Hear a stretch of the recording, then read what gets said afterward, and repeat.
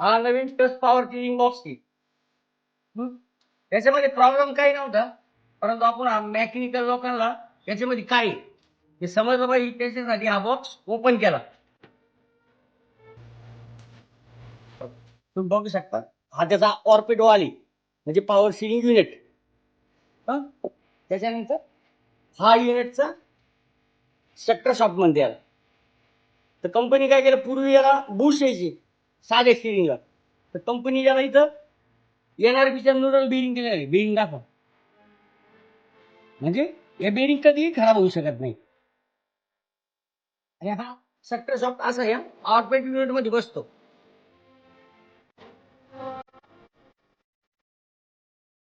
त्याच्यामध्ये प्ले वगैरे करायला तर इथं ऍडजस्ट करण्यासाठी नट दिलेलं आहे.